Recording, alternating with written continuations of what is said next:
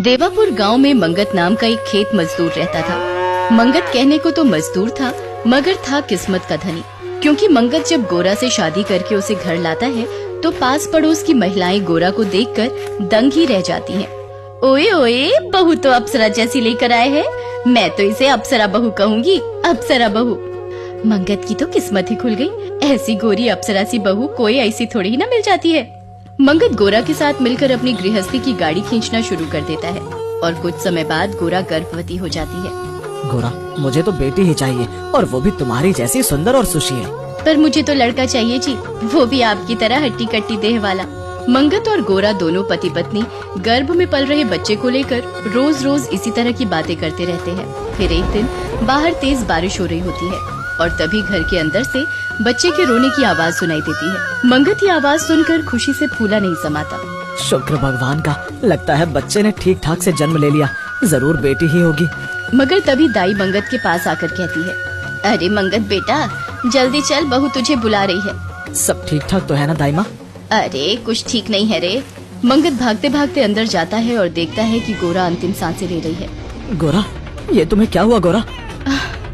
मेरा और आपका इतना ही साथ था जी, अब दुनिया से जाने का समय आ गया है। अपना बच्चा तुम्हारे हवाले कर कर जा रही हूँ, इसका ख्याल रखना। ये कहकर गोरा दम तोड़ देती है और तभी मंगत की नजर बच्चे पर पड़ती है तो उसके पैरों तले से जमीन ही खिसक जाती है और मुंह से चीख निकलती है। किन्नर? क्या मेरे घर किन्नर बच्ची ने जन्म लिया है? कुछ देर बाद जैसे ही बारिश बंद होती है, मंगत अपनी किन्नर बच्ची को गोद में उठाकर जंगल की तरफ चल देता है। वो चलते चलते सोचता है, हे ईश्वर, तूने मेरे साथ बहुत बड़ा धोखा किया है। पत्नी को अपने पास बुला लिया और ये किन्नर बच्ची मुझे थमा दी। इसे औलाद कहूँ या अभिशाप। यही सोचते सोचते मंगत एक पेड़ के नीचे आता है और बच्ची को बड़ी ही बेदर्दी से जमीन पर रखकर वहाँ से चल पड़ता है। अब इस अभागी को सांप डसे या शेर खाए, मुझे क्या, मेरे सर से तो ये बला हमेशा के लिए टल ही गई।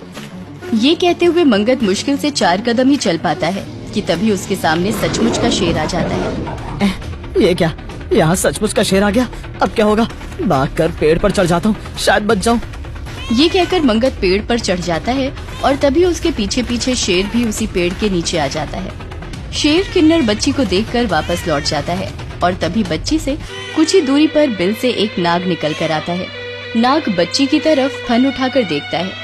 नाग को ये करते देखकर मंगत सोचता है, कमबख्त अभागी कहीं की, शेर से तो बच गई, मगर देखना ये नाग इसे जरूर डस लेगा। मगर कुदरत का कुछ ऐसा करिश्मा होता है कि नाग भी उसे बिना डसे ही लौट जाता है। ये दृश्य देखकर मंगत सोचने लगता है, इसे ना तो शेर ने खाया और ना ही नाग ने डसा। मुझे तो ये कोई असाधारण बच्ची लगती है। जब ईश्वर ही इसे जिंदगी देने पर तुला है तो मैं इसे मौत देने वाला कौन होता हूँ? यही विचार करके मंगत अपनी किन्नर बच्ची को उठाकर एक दूसरे गांव में चला आता है और उसे लेकर उसी गांव में बस जाता है। वो बच्ची का नाम त्रिशा रखता है। त्रिशा के लिए उसकी माँ और बाप दोनों वही बन जाता है। फिर त्रिशा धीरे धीरे बड़ी होने लगती है। एक दिन त्रिशा स्कूल से वापस घर आ रही होती है तो रास्ते में कुछ किन्नरों को नाच गा कर पैसे मांगते देखती है। दे दे, अरे दे 10-20 रुपए दे तो बाबू। अरे जल्दी दे दे मोरे राजा, हंस देगा तो बचेगा, वरना अगले जन्म में तू हमारे जैसा बनेगा। त्रिशा किन्नरों का ये रूप देखकर विचलित हो जाती है और मन ही मन खुद को उनकी जगह रखकर देखने लगती है। ये कल्पना करते ही वो बहुत घबरा जाती है और एकाएक चीख उठती है, नहीं, मैं किन्नर बनकर नहीं जी सकती। ऐसी जिंदगी से तो अच्छा मैं मर ही जाऊंगी। फिर उस दिन के बाद त्रिशा खुद की हद से ज्यादा चिंता करने लगती है और मन ही मन संकल्प करती है, आज के बाद इतना अधिक कठोर परिश्रम करूंगी कि एक दिन बड़ी डॉक्टर बन सकूं और खुद पर आत्मनिर्भर होकर जी सकूं। अगर ऐसा हुआ तो शायद मेरे किन्नर होने का राज ही बना रह सके। यही सोचकर त्रिशा दिन रात मेहनत करती है और सबसे बचकर रहने की कोशिश करते हुए आगे बढ़ने लगती है। इस तरह 20 साल बीत जाते हैं और सचमुच ही वो एक डॉक्टर बन जाती है। बापू, मैं अस्पताल जा रही हूँ। हाँ हाँ जा बिटिया, सुन, शाम को जल्दी लौट आना। भूल मत जाना कि तुमने मुझे सिनेमा दिखाने का वादा किया है। ठीक है बापू। एक दिन त्रिशा के अस्पताल में एक एक्सीडेंट केस आता है। माँ जी, आप घबराइए मत, आपको जरा सी चोट आई है, आप बहुत जल्दी ठीक हो जाएगी। डॉक्टर, मेरे बेटे अमर को बुला दीजिए, मेरा जी घबरा रहा है। आप प्लीज थोड़ी हिम्मत रखिए, हम आपके बेटे को बुला देते हैं। उमा के एक्सीडेंट का समाचार मिलते ही अमर तुरंत अस्पताल आता है और त्रिशा से कहता है, डॉक्टर, मेरी माँ ठीक तो है ना? आपकी माँ बिल्कुल ठीक है अमर बाबू, आप अपनी माँ से मिल सकते हैं। उमा देवी एक अमीर महिला थी और अमर उसका इकलौता बेटा था। अमर को डॉक्टर त्रिशा का रंग रूप और सेवा भाव इतना अधिक पसंद आता है कि वो मन ही मन त्रिशा को अपनी पत्नी बनाने की सोचने लगता है। अप्सरा जैसा रंग रूप और देवी स्वरूप सेवा भाव, त्रिशा लाखों में एक है। यही सोचकर अमर इस बारे में उमा से बात करता है और उन्हें साफ स्पष्ट शब्दों में कहता है, माँ अब तो मेरे जीवन में या तो त्रिशा आएगी या फिर मैं जीवन भर कुंवारा ही रहूंगा। क्यों बेटा, क्या तुझे ये डॉक्टर इतनी पसंद है? क्यों माँ, क्या त्रिशा तुम्हें पसंद नहीं है? त्रिशा तो मुझे भी बहुत पसंद है बेटा। इसके देवी जैसे रूप और अनूठे सेवा भाव ने तो मुझे भी मोह लिया है। एक दिन मौका देखकर उमा त्रिशा से इस बारे में बात करती है, मगर शादी का नाम लेते ही त्रिशा बहुत घबरा जाती है और उमा से कहती है, नहीं माँ जी, मैं शादी नहीं कर सकती, प्लीज माफ कर दीजिए। चुप कर, अगर तेरी माँ जिंदा होती तो अब तक तेरी शादी हो चुकी होती। अब मैं तेरी एक नहीं सुनूंगी। आज ही तेरे पिता से मिलकर तेरी और अपने अमर की शादी की बात करती हूँ। ये कहकर उमा अपने बेटे अमर की पसंद की अपने घर की बहू बनाने पर अड़ जाती है और त्रिशा दुल्हन बनकर अमर के घर आ जाती है। मगर सुहागरात वाले दिन जैसे ही अमर त्रिशा के करीब जाने की कोशिश करता है, उसके पैरों के नीचे से जमीन खिसक जाती है। वो हैरान होते हुए कहता है, त्रिशा तुम एक किन्नर, मेरे साथ इतना बड़ा धोखा। ये सुनकर त्रिशा रोने लगती है और रोते हुए कहती है, अमर, मैं इसीलिए तो तुमसे शादी करने के लिए मना कर रही थी, पर तुमने मेरी सुनी ही कहा। अब क्या होगा त्रिशा, मैं तो बीच मझधार में लटक गया हूँ। अब भी कुछ नहीं बिगड़ा अमर, तुम मुझसे तलाक लेकर दूसरी शादी कर लेना, पर मेरे किन्नर होने की बात किसी को मत बताना प्लीज।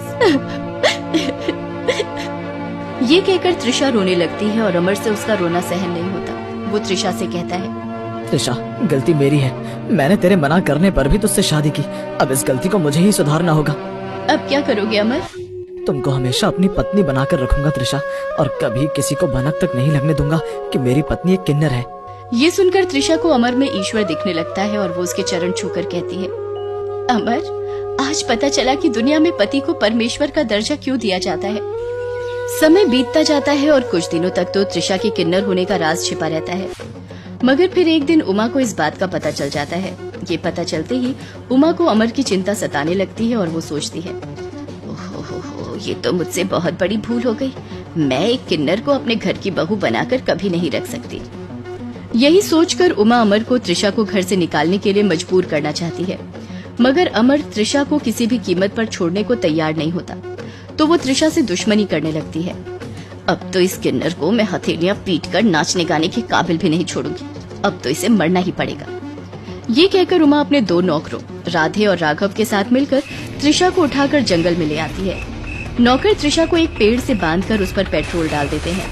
त्रिशा रोते हुए उमा से कहती है, मुझे मत मारो माँ जी, अगर आप कहेंगी तो मैं आज ही आपका घर छोड़कर चली जाऊंगी। तू जिंदा रहेगी तो मेरा नादान बेटा तुझे कभी नहीं छोड़ पाएगा, इसीलिए तुझे तो आज मरना ही होगा।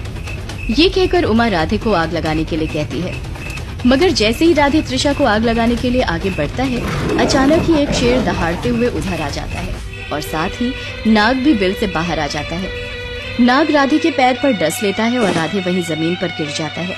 फिर जैसे ही शेर उमा की तरफ आता है, वो घबरा जाती है और राघव से कहती है, अरे राघव भाग, अब इस अभागी किन्नर को तो शेर ही खा जाएगा, हम क्यों अपनी जान जोखिम में डालें।